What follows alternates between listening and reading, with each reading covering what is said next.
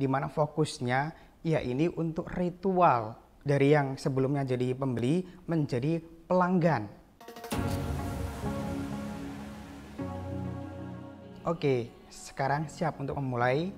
Nah, langkah pertama apa yang perlu dipersiapkan? Ya ini kamu harus tahu dulu 3 tujuan utama dari copywriting. Kenapa harus tahu tujuannya? Karena ketika kita sudah tahu tujuan copywriting, kita akan lebih mudah dalam mencapainya. Tentu tulisan yang akan kita buat jadi semakin terarah. Oke, secara umum tujuan copywriting itu untuk mempersuasi daripada audiens agar mau melakukan suatu tindakan. Nah, spesifiknya ada 3 tujuan. Yaitu yang pertama untuk penjualan atau selling, yang kedua untuk pemasaran atau marketing, yang ketiga untuk penjenamaan atau branding. Yang pertama tujuan dari copywriting adalah untuk selling atau penjualan. Nah, copywriting untuk penjualan ini fokusnya pada transaksi yang terjadi pada periode tertentu, baik itu harian, mingguan, bulanan, maupun tahunan. Nah, sukses metriknya atau tolok ukur keberhasilannya dilihat dari seberapa banyak transaksi yang terjadi di periode itu. Nah, contoh dari copywriting untuk penjualan itu seperti ini. Yang pertama, nikmati diskon 70% hanya untuk pembelian kopi susu di hari ini.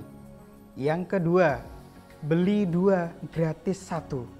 Nah, yang nomor 2 yaitu copywriting untuk pemasaran atau marketing, di mana tujuan ini fokusnya pada masalah dari calon konsumen yang kemudian kita jelaskan melalui manfaat produk.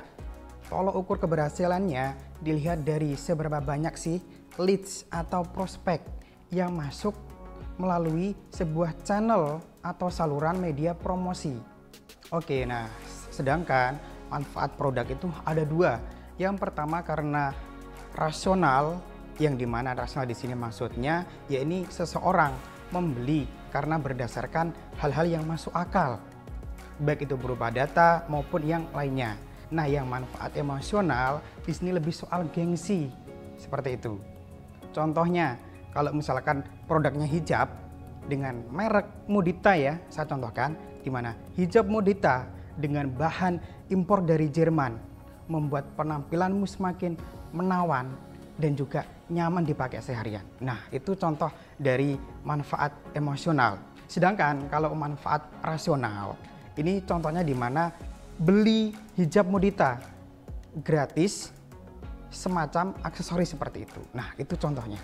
Yang terakhir atau yang ketiga yaitu copywriting untuk branding, di mana fokusnya ya ini untuk ritual dari yang sebelumnya jadi pembeli menjadi pelanggan.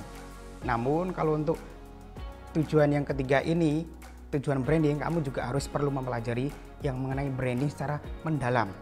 Tolok ukur keberhasilannya dilihat dari seberapa banyak sih pelanggan yang jadi loyal, kemudian dilihat dari seberapa dikenalnya sih suatu brand itu di masyarakat. Misalkan diambil dari perusahaan penyalur tenaga kerja contohnya, dengan merek A katakanlah ya, di mana penjelasan dalam branding itu menjelaskan sejarahnya seperti apa sih dengan kalimat yang meyakinkan.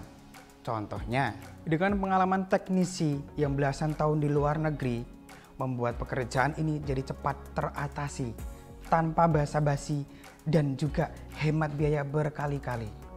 Nah, sekarang coba kamu bayangkan dan kamu pikirkan, kamu mau belajar copywriting itu untuk apa dulu?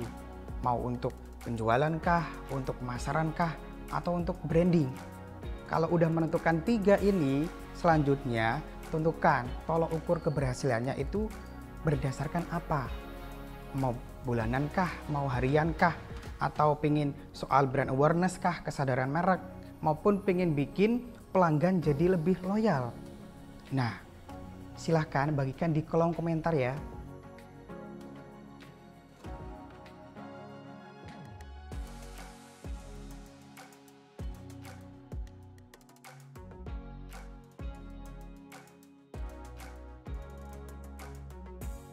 Di video selanjutnya, kamu akan mempelajari 3 struktur dari yang namanya copywriting itu seperti apa. Sampai jumpa.